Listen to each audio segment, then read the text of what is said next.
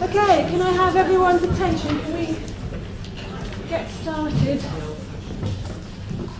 Before I introduce our last keynote speaker of the day, I just need to remind you that we have a lovely drinks reception right after this session, very kindly sponsored by Rosetta Stone, so I hope you can stay with us and have a drink with us and talk some more with Mike Neary about his interesting ideas. I'll remind you again about that at the end, and that will be in the canteen area. So, without further ado, we're delighted to have Professor Mike Neary with us. He's Dean of Teaching and Learning at the University of Lincoln, and is actually a political sociologist by specialism. His presentation for us today will, I think, give us lots to talk about in the drinks reception and beyond, because he's going to talk about a revolution in higher education. Over to you. Thank you very much indeed, Kate. And thank you for asking me to come and talk to your conference. It is a pleasure and a privilege to be here to hear, as I have been today, the work that all of you are involved in, and for me to be able to share my ideas and my work with you. My name is Mike Neary. I am Dean of Teaching and Learning at the University of Lincoln. I've been there since 2007. Before that, I taught political sociology at Warwick for 15 years. And before that, I was involved in community education in South London for 15 years, through the 1980s and the early 1990s. My research interest is higher education, so what I'm going to be talking to you about, I also write about. So if you're interested in following up on any of what I'm going to say, you can find various things online. So my talk is about higher education and technology. Not only technology, so I'm going to open it up a bit, but technology is in there, and I'll leave you to make the connections in the best spirit of connectivism. So my talk's about higher ed and technology, but more precisely it's about the context within which technologies within higher education are being institutionalized. So I'm very interested in the concept of institution. And my question is it possible to create an institutional form of higher education that is appropriate to the many emergencies with which global society are confronted? Or to put it another way, to reinvent the university as the necessary institutional form and dynamic principle of the immediate future. And the answer to that question, if there is one, I hope will provide the content for what I'm describing as the real revolution in higher education. And I'm going to look for the content of that revolution in the principles and practices of student as producer.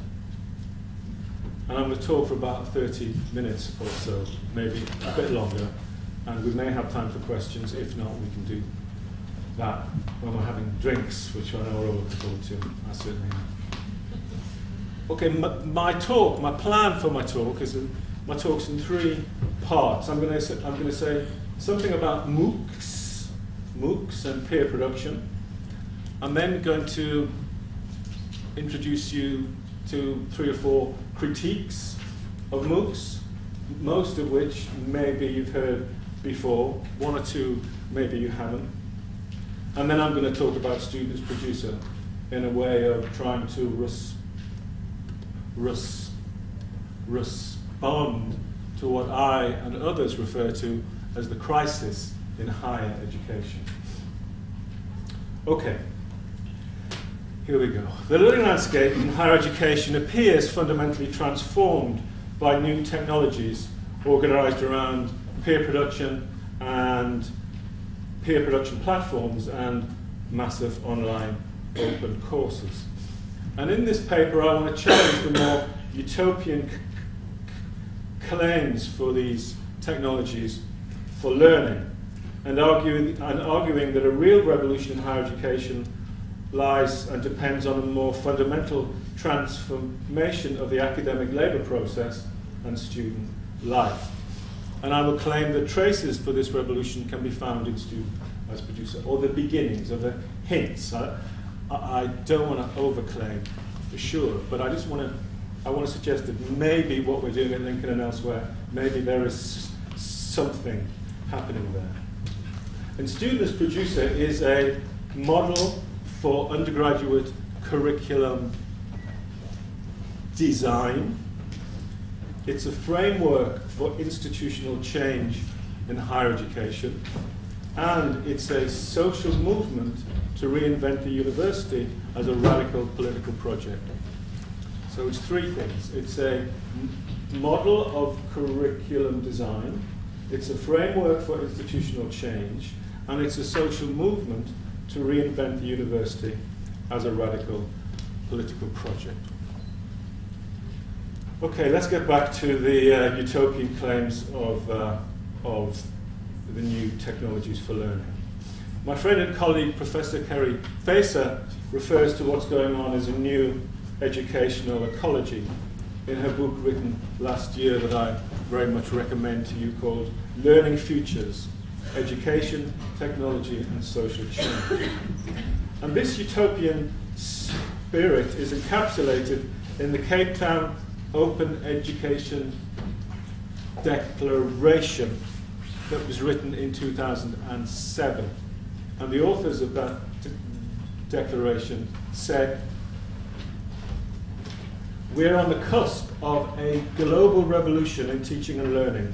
Educators worldwide are developing a vast pool of educational resources on the internet, open and free for all to use. These educators are creating a world where each and every person on earth can access and contribute to the sum of all human knowledge. They're also planting the seeds of a new pedagogy where educators and learners shape and evolve together, deepening their skills and understanding as they go." And that was before we'd invented MOOCs. So since then, the process has intensified and deepened. So let's have a look at MOOCs.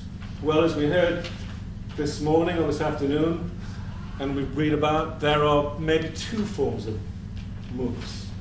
What I heard described today in a presentation, there's the money MOOC, which is described elsewhere as the eMOOC, and there's the CMOOC, which is a MOOC constructed on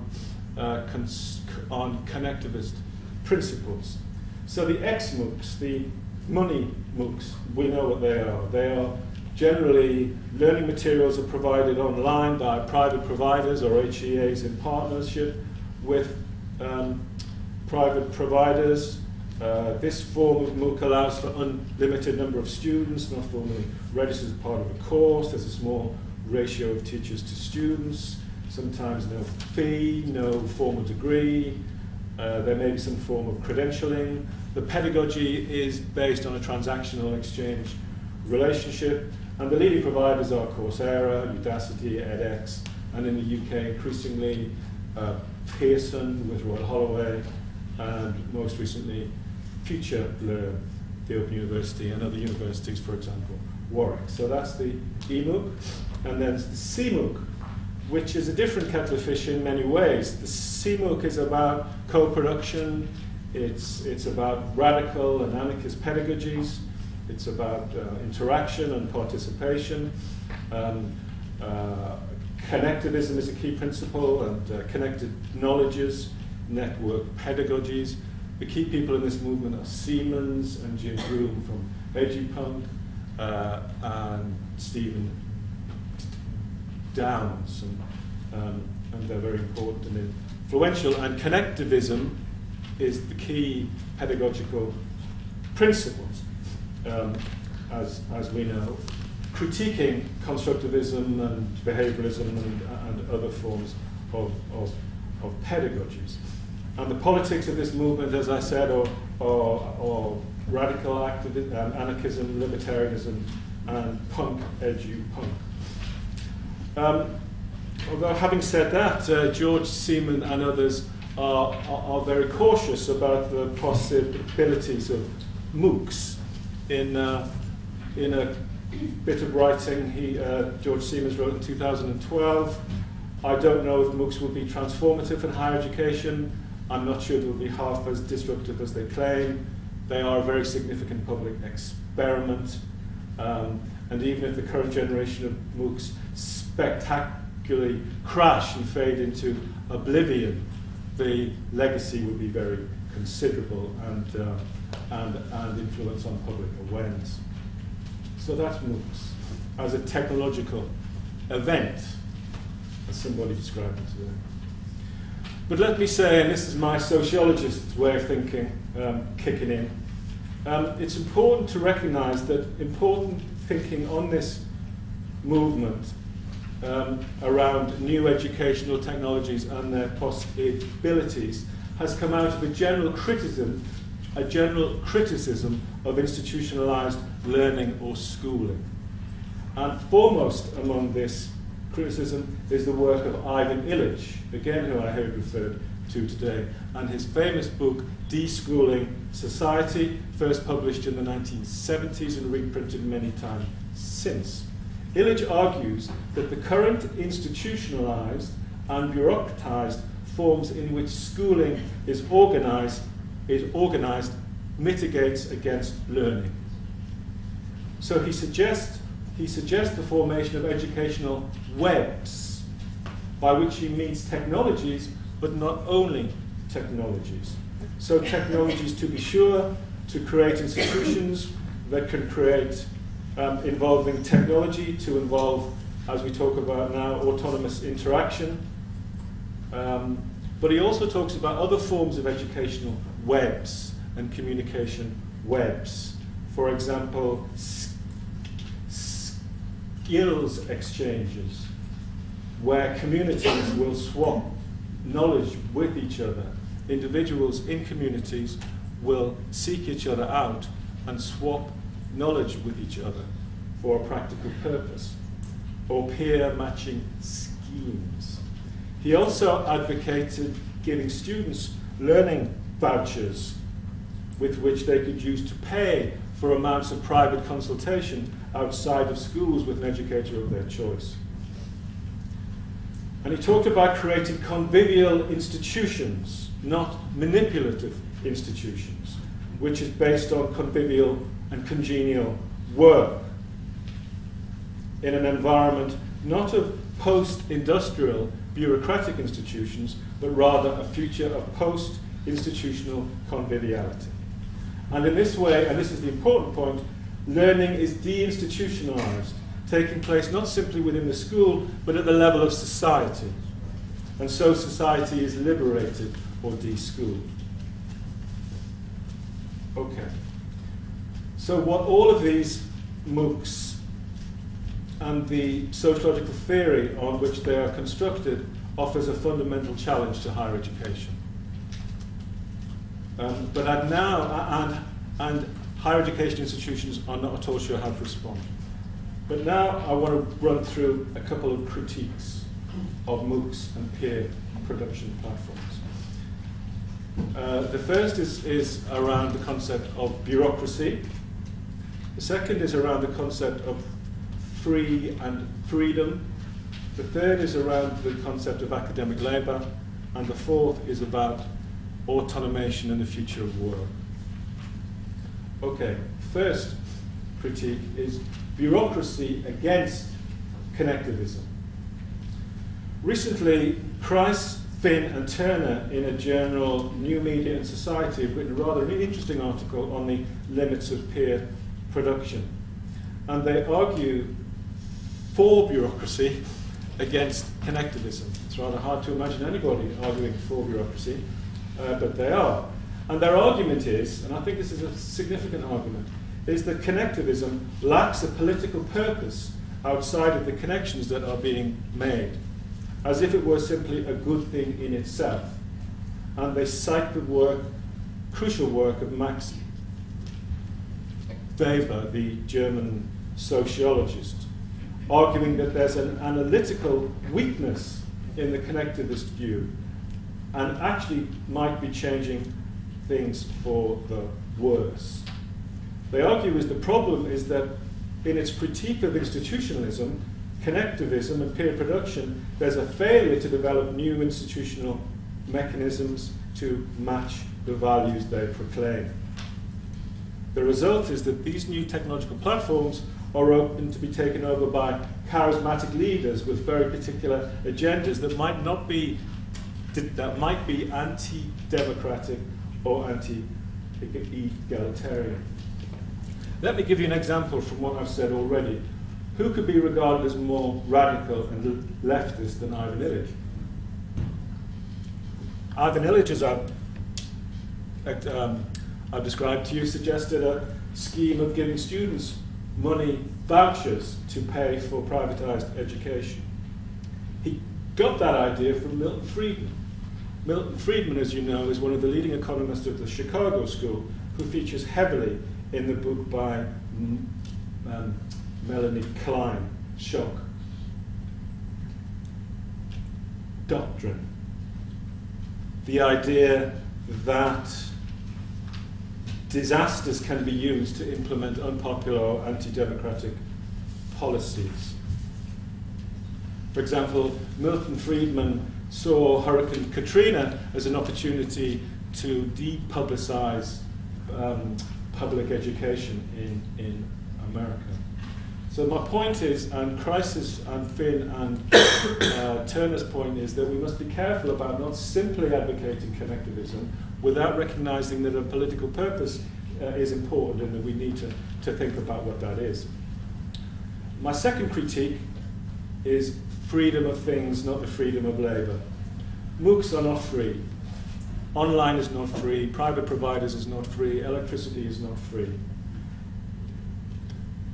David Noble, in his book Digital Diploma Mills, in fact argues that new technologies are being introduced to commercialize education.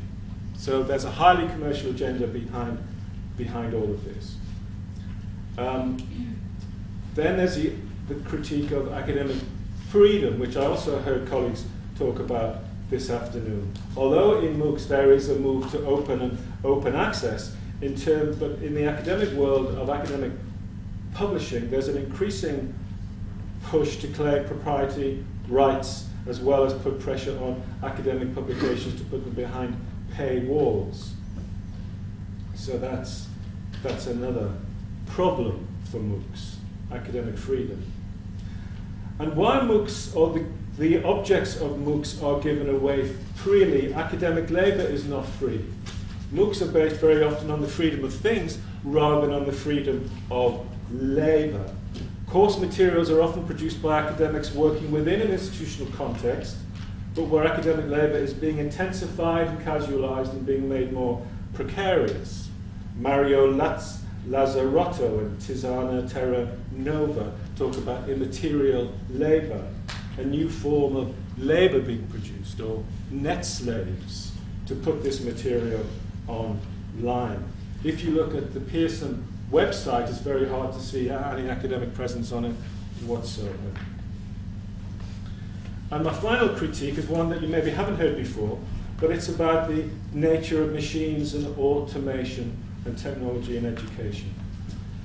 There is no real discussion within the fields of technologies for education about the nature of machines and work, or alternative ways in which technologies may be used to create alternative forms of non-wage work. And the most influential, or one of the most influential writers in this area, is the French Marxist André Gortz, in his famous book Farewell to the Working Class. And Gortz argues, is it possible to use technologies in such a way as to reduce the amount of work that we do? Maybe even abolish capitalist work and create a system of work within which humanity is the project rather than the resource. Again, there is much more that can be said about this, but remember, machines were invented to make us work harder. That's why machines were invented. That's the history of the Industrial Revolution. Is there a way to reclaim the technology so we can use it to our advantage rather to the commercialized, marketized, profit-driven logic? Nobody ever talks about that. Okay, so they're the critiques. So now, and that's MOOCs. So now I'm going to talk about students producer. How can we react to all of this? How can we respond to this? And I'm going to talk to you about work I've been doing at Lincoln for 5 years and at Warwick before that for much longer. And my point is that the question for us today is not how can we as academics and professional support service people and students, how can we respond to the new technologies in higher education, but rather how do we create a form of higher education that's appropriate to the many challenges and emergencies that are confronting globalized society. And I want to claim that the project of higher education at this moment is being increasingly narrowed to a commercial and financialized agenda imposed by the logic of students, consumer, and the pedagogy of debt. So students producer is an act of resistance to the notion and practices of student as consumer and the pedagogy of debt in England and other parts of the world. So I want to argue that higher education is in crisis. It's a crisis of meaning and purpose, and this crisis is part of a larger social and political and economic crisis. And I want to also argue, though, as Bill Redding argues in his important work, The University in Ruins, in this moment of crisis, the meaning and purpose of higher education is up for grabs. And as academics, we have some responsibility for thinking about what that meaning and purpose is. So is it possible to reinvent the university in another institutional form, a social institution, another form of institution that corresponds to the real nature of this crisis? This is the problem out of which Students Producer is constructed. Okay, so what is Students Producer? Students Producer is the organising principle for all teaching and learning at the University of Lincoln. What that means is research and research-like engaged teaching is in all parts of the undergraduate curriculum, as well as students involved in the design and delivery of modules and courses. This is not the only form of teaching. We want to have variety, but this is our default position. Research-engaged teaching is our starting point. Students producing knowledge and meaning engaged as part of the academic project of the university.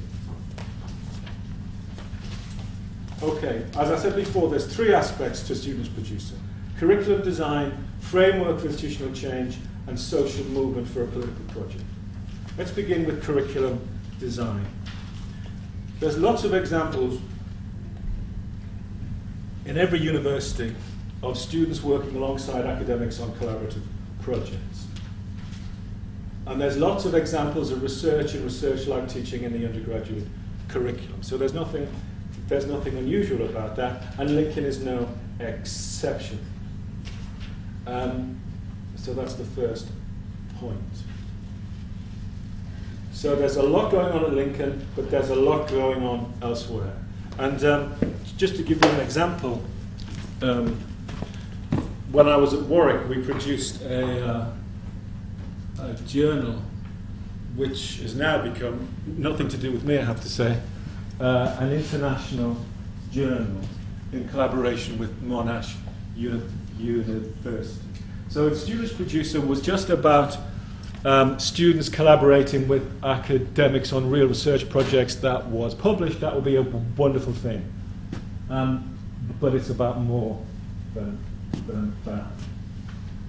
What Student as Producer is what's, and I use this word, what's unique about Students Producer is that it's trying to institutionalize the principle of students as part of the academic project of the university, undergraduate students, as the organising principle for the whole university. And to do that, you have to institutionalize it.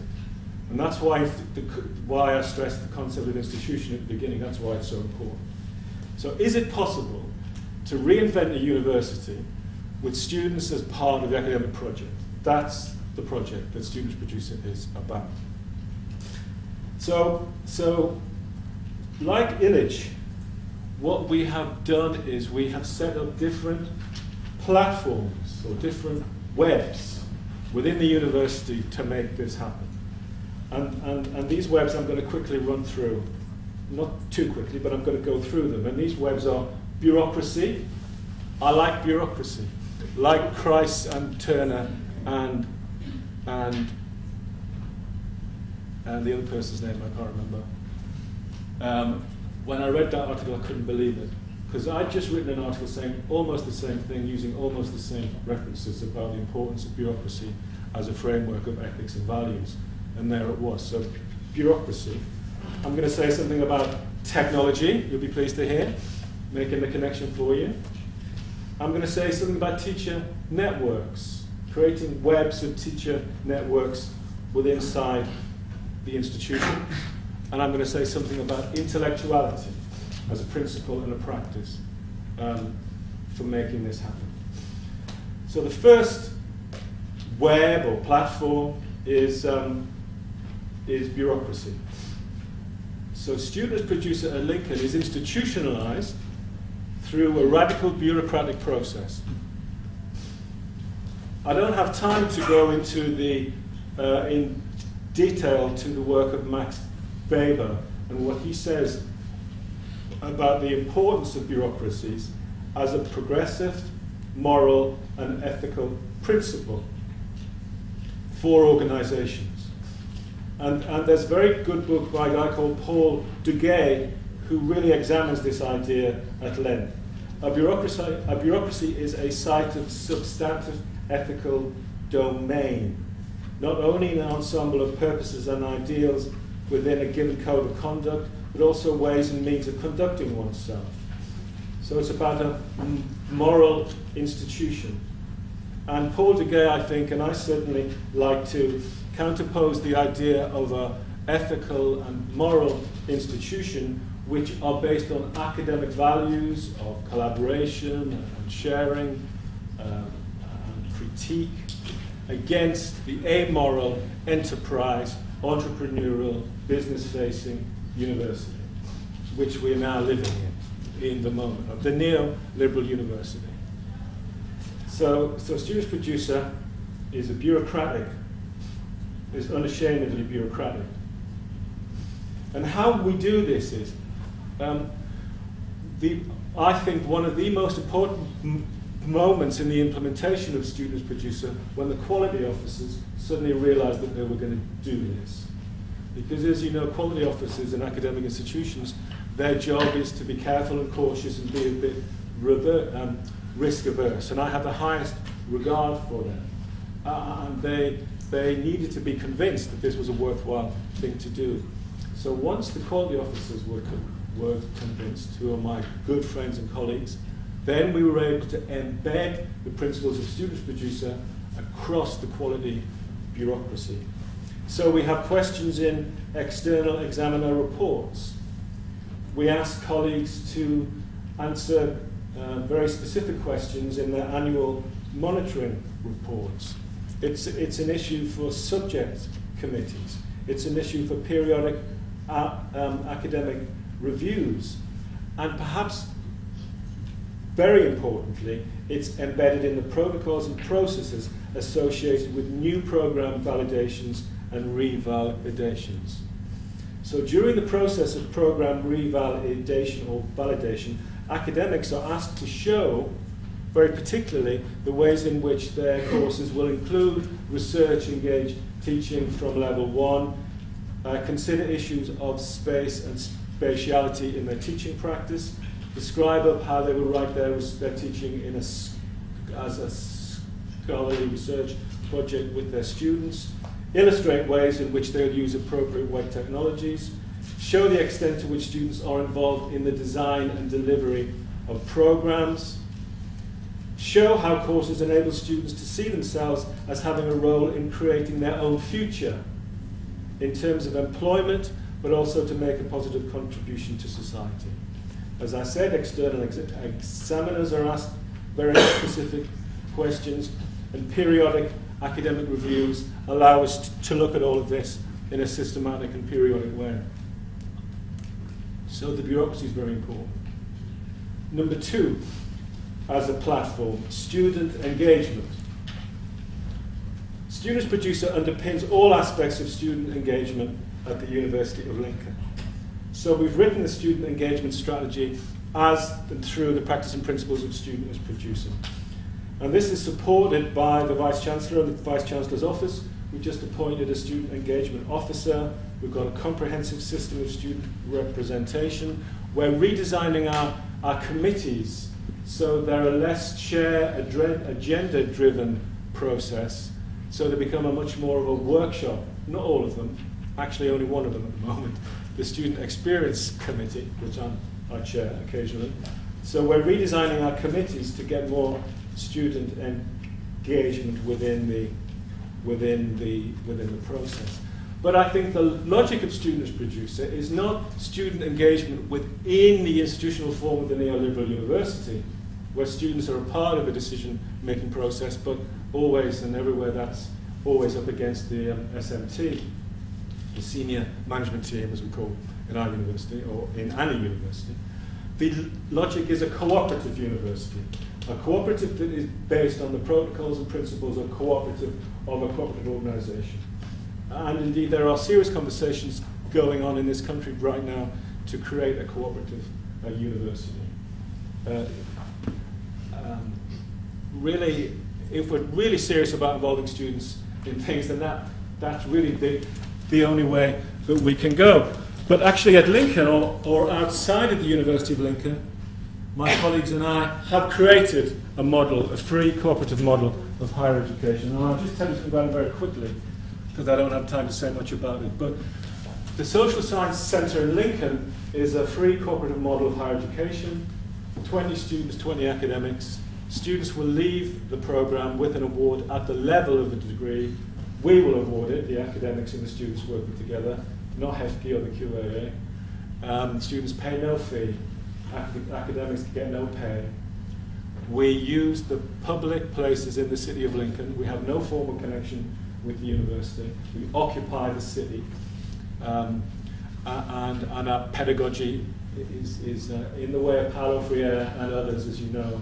It's critical pedagogy, students and academics designing the curriculum together and producing knowledge together.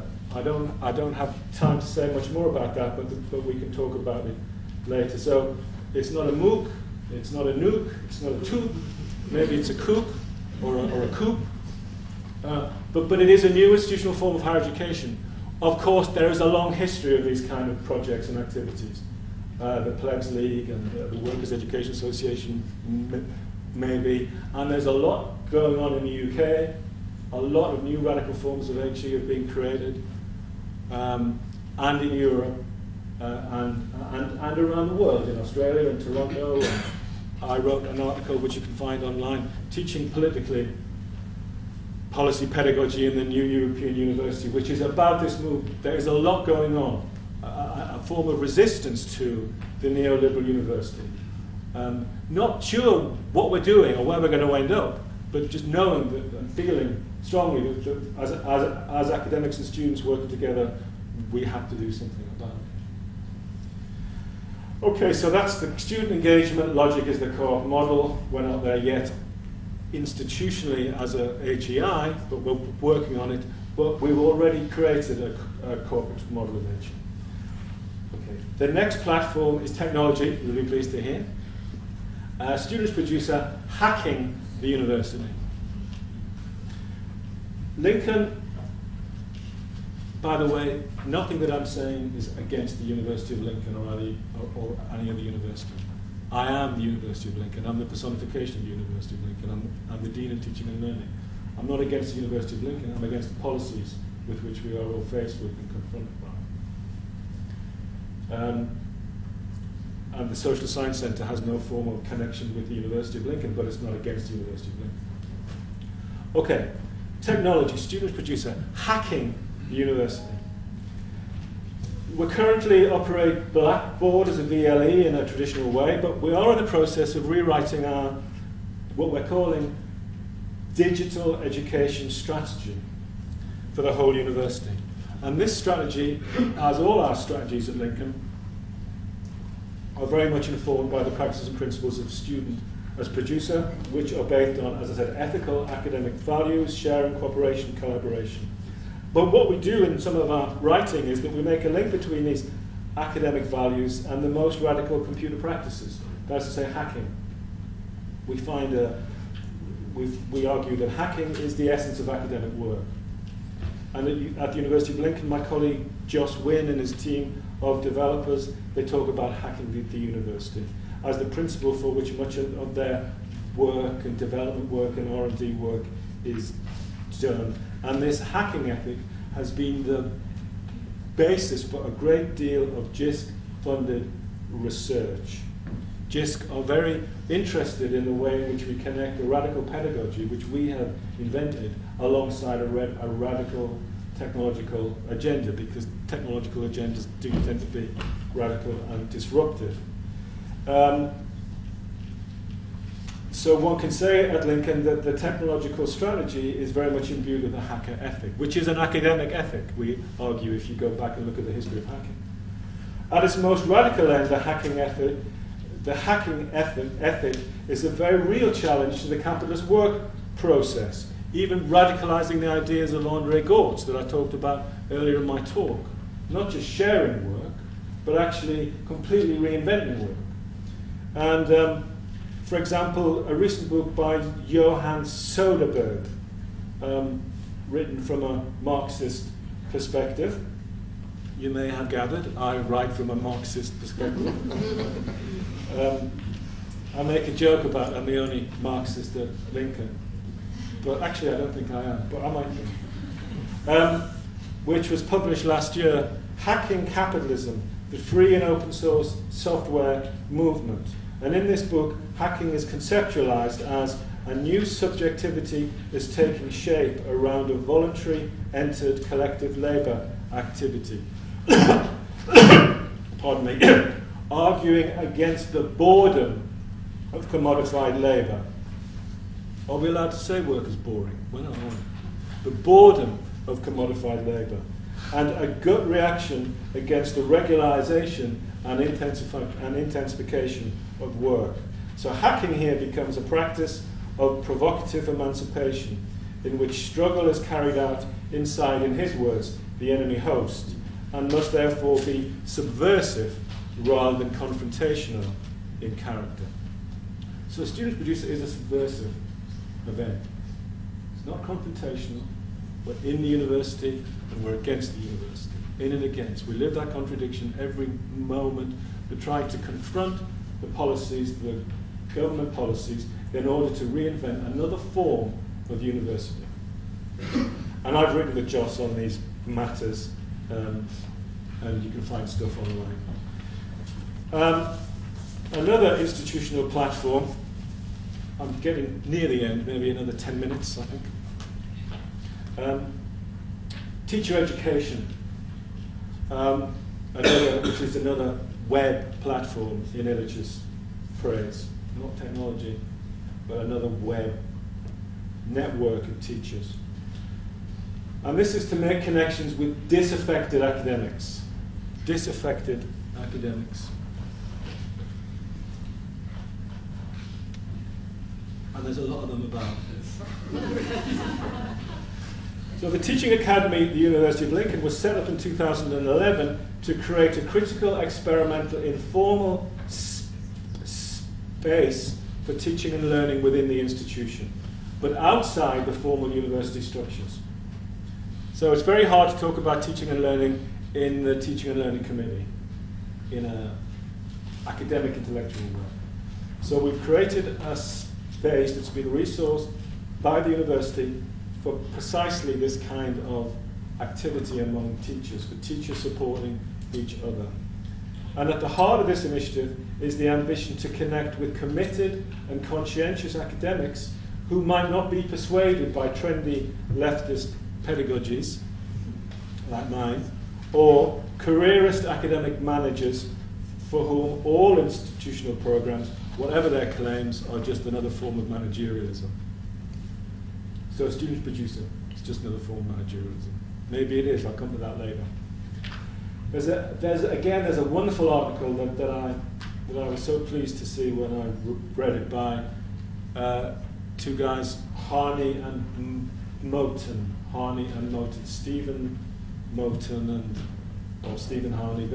One of them, I think, is in the geography department at Queen Mary. And they talk about this core or constituency of disaffected academics as the undercommons, some of whom have not yet abandoned the notion of revolution. And there's some wonderful quotations about what those undercommons looked like. I don't have time to read it now, but Marxist historians, queer management professors, closed down film programs, visa expired Yemeni student newspaper editors, historically black current college sociologists and feminist engineers. It goes on and on and on. So it's very important to get to grips with this constituency of disaffected academics and use their energy and their commitment as a part of this project. And the university has adopted a more formal procedure to assist this conversation about teaching and learning at an institutional level, in the fact that we now say all academics are required to have a teaching qualification or be working towards a teaching qualification or have an HEA professional recognition. And we did that before the Brown Review. Now everybody's doing it. We did it before the Brown Review because we thought it was important. And what's more, and you might be interested in this, we're designing, my colleague Sue Watling and others in the university are designing teacher education programs for teachers to work with digital technologies. Because I think she's identified, and other people have identified, a gap in teachers where they are willing to use this technology, a gap in just knowing how to do it. So she's setting up a credited program. And finally, my last web platform is intellectualizing the context. You know, we're academics. We like to talk about things about the university in an academic way, in a critical and complex and sophisticated way. We don't like to be given simple, straightforward solutions and told that they get on with it because that's just the way it is. So we like to complexify. So when we talk about student producer, when we are able, and can't do this all the time, we want to recover the radical history of higher education as an and talk about teaching and learning as an intellectual collective activity. What Jeffrey Williams calls teaching the university. So teaching ourselves about the university and its radical history, because a lot of us don't really know about the history of the university or where it came from. I know there's a lot of vague generalities about something that happened 1,000 years ago, but actually our knowledge of the development of the institutions within which we work, this is not criticism of you, it's just a fact. We don't know very much about these places. And so we'll try to talk about them in this way. And let me give you an example. But before I get there, student producer is not compulsory, let me tell you. Academics are challenged and invited to get involved in the debate, generating an academic discussion about the complexity of links between teaching and research and higher education. And as I said, an important part of the debate is reclaiming the radical history of higher education that Williams calls teaching the university, as well as a critical debate on the effects of the pedagogy of debt on student life. So, student producer is based on a negative critique of the university structure. The modern university is fundamentally dysfunctional. Teaching and research work against each themselves. That's not just me who's saying it. There's a lot of academic research about that. There was a big commission in the US in the 1990s called the Reinvention Committee for Ivy League universities. That's where the Reinvention Journal gets its name from. This is a real problem. We know it. We live it every day in our working lives. So is it possible to promote the re-engineering of the relationship between teaching and research, to re-engineer, to reconnect those two activities, to reinvent the university as a new social institutional form, actually to reinvent the university as the university? when we talk about this, we go back to the radical history of the modern university, with reference to Wilhelm von Humboldt's University of Berlin in 1810 and the student protests of 1968. Remember, Humboldt's plan in 1810 was to recreate the university as a radical, political, liberal, humanist project, together with his group of German idealist philosophers. Humboldt's plan to establish the idea of the university as a political liberal humanist project as a basis of civilizing the population and building the emerging nation state. This would be done by connecting teaching and research in a program to promote the expansive creation of new knowledge. So the university becomes the highest level of consciousness of liberal society. A university is about the production of new knowledge. It's not about teaching and learning. That's school and colleges, and that's great. University is about the production of new knowledge and new meaning. And teaching and learning takes place as a part of that. The student protests of Paris in 1968 and around the world is a defining moment actually in the failure of the liberal humanist project, and when students and workers became the revealers of the general crisis of capitalist society. And this failure of liberal humanism, we know, was evidenced by imperialist wars, repression, anonymity of everyday life, and on and on and on. But an important part of this revelation by students was the demystification of the elite practice of the production of knowledge, with research becoming something that anyone can do. 68 was a very powerful moment in the democratizing of higher education.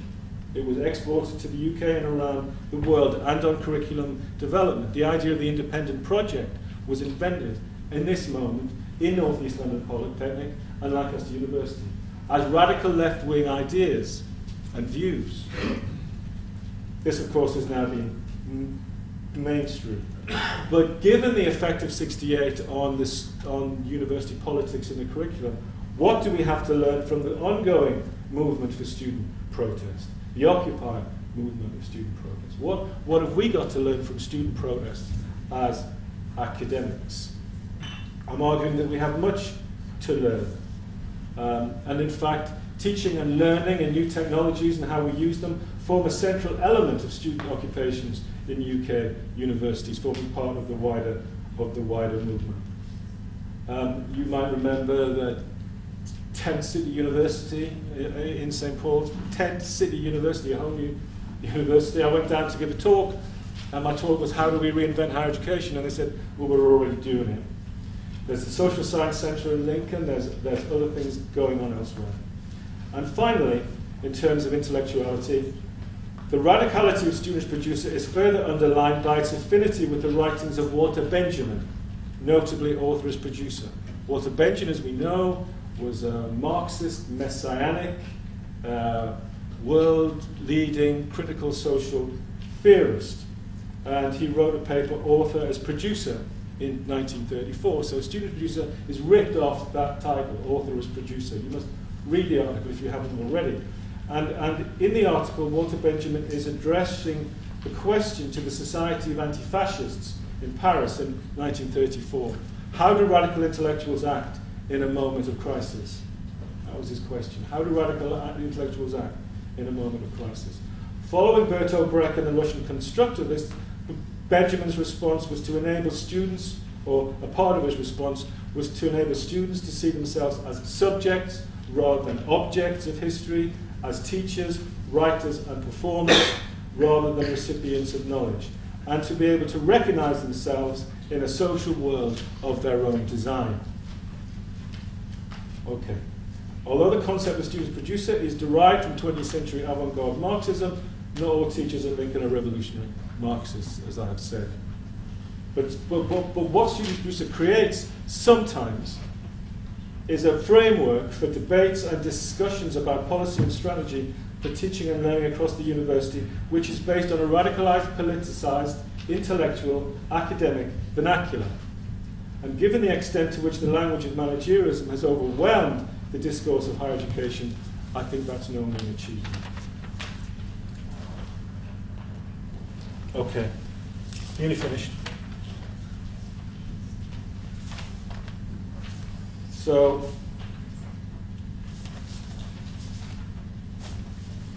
where are we now? Yes, in 2010, Students Producer was awarded monies from the Higher Education Authority under the National Teaching Fellowship Scheme. We got £200,000 for 3 years, and the project enabled us to set up a consortium of other universities to promote and develop Students Producer. And the funded part of that project is now coming to an end and is undergoing an internal evaluation. So what have we learned from the evaluation? We've learned the fact the project is fully embedded across the university with high levels of awareness among academics, not so high among students, but we're working on it. And the processes and practices are being operationalized, and it's not all academics will have the same interpretation of Student Producer. There'll be lots of different views about what it is, but I think that's in some ways helpful. It helps us to have a genuinely interesting, critical debate. We just got QA8. We had an Neary review a few weeks ago, and we're very hopeful we're going to get a positive outcome out of all of that. But one important issue now is how to prevent Students Producer from becoming another managerialist initiative whose radicality and critical sensibility is overwhelmed by mainstream thinking and practice.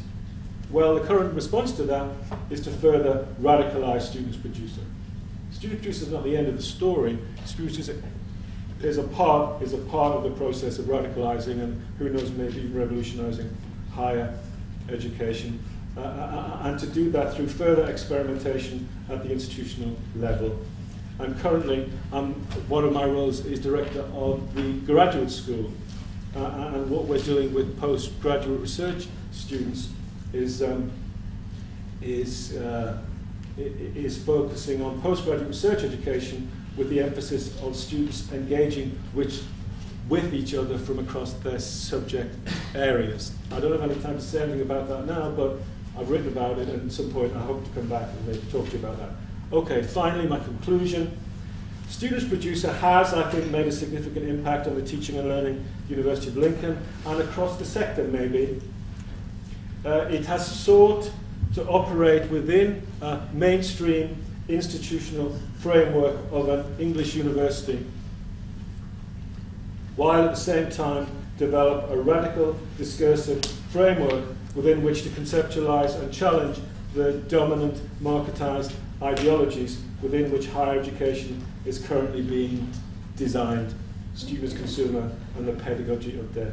Technology, of course, is in the middle of this debate, but I think as one platform among other platforms at the level of the institution. And the ultimate success of Students Producer will be the extent to which higher education in Lincoln and beyond can be reinvented as a radical political project, and that is a long way from being assured, by which I mean a new form of social institution which provides an intelligent response to the many emergencies with which society is confronted, or to put it another way, to reinvent the university as the necessary institutional form and dynamic principle of the immediate future. Thank you.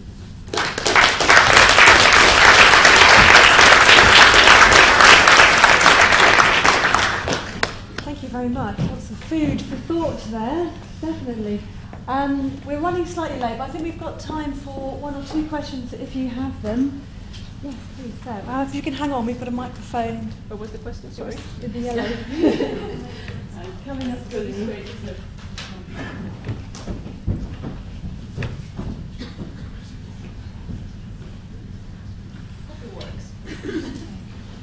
Thank you for that. I've heard you speak a number of times on this topic, and I'm really interested in that. Thank you very much. I just wondered what you're outlining there to me seems to me to be not completely against, but it runs very counter to the massification of higher education that we have now. And I wondered if you'd say something about that. Yeah, I don't think so. I think it's possible to design the curriculum in such a way that students are very engaged in not just sitting listening to things, but in the production of knowledge and meaning. I think that's not impossible at all. And my other question was about the HEA student as Partners. Yes, that's it. Yeah. And your thoughts on that? Well, I'm in the middle of that. I'm very connected to all of that. I was delighted when the HA appointed Professor Philippa Levy from the University of Sheffield last year as a new Vice Chief Executive. Vice, is that the right word? Vice Chief Executive. And as you know, she was the leader of a Centre for Excellence in Teaching and Learning, which was about research-engaged teaching or inquiry-based learning at the University of Sheffield. So I think research-engaged teaching had dropped off the HEPA agenda a bit, but she is certainly putting it back onto the agenda. Can I just come back to that? Sorry. And do you think then there's a danger of that agenda turning into the normal discourse? Yeah. That's it. That was precisely my point. But so we have to keep radicalising it, and I use student as producer because that's academicised, intellectualised, politicised. I'm a political sociologist. I'm talking about in the language of my discipline. I don't mean to turn everybody to political sociologists, but is it possible to speak about teaching in your discipline in that dynamic experimental way that informs your research? That's kind of the point. But yes, we must avoid the mainstreaming if we can. Yeah. Thank you. Do we have any more?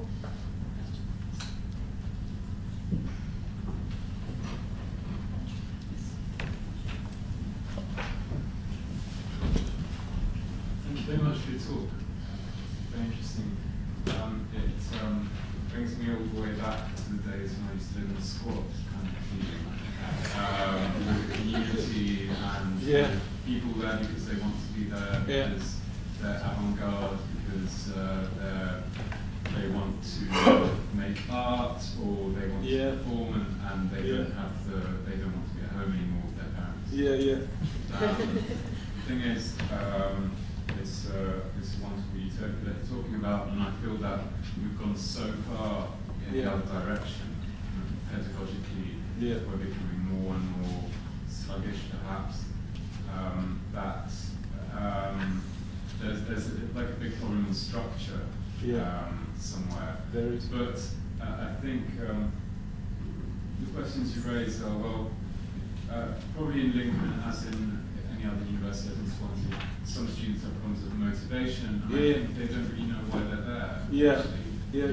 They're going from their schools to university almost because it's a de facto obligation. I know that, And do you think that this trend can be reversed? Do you think that you can open up the minds of the future generations to actually be inventive, to actually have that desire and that appetite for knowledge? Well, I see colleagues in Lincoln working with dissatisfaction and maybe a lack of interest or very critical of students producer type activities in the curriculum.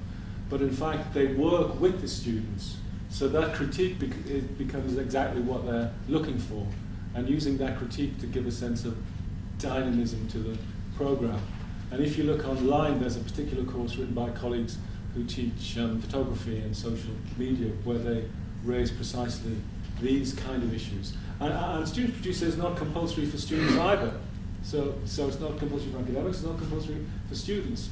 But I think we can find a way of redesigning the curriculum to make it much more engaging and much more collaborative and much more productive, experience for undergraduate students.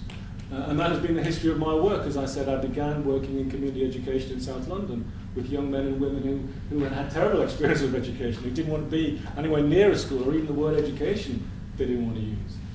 So I think it is possible. But I think in order to do that, it's not about what's inside the students' heads or what's inside our heads. It's coming to recognition. It's for us to come to recognition of what the university is. What is the idea of the university as a radical political project? And then, as you suggest, recreating the structure. In a moment of crisis, remember, universities are in crisis. This is not, the universities are not confident, and it's not, it's not over. They're not, many of them are not in a very strong position. So we have to support our institutions, but we also have to help them to redesign themselves in a way that's progressive and productive. But you know, it's a big ask. Okay, well, perhaps it's time now to have a drink and mull over these ideas, and perhaps continue the discussion at the drinks reception. So once again, thank you very much.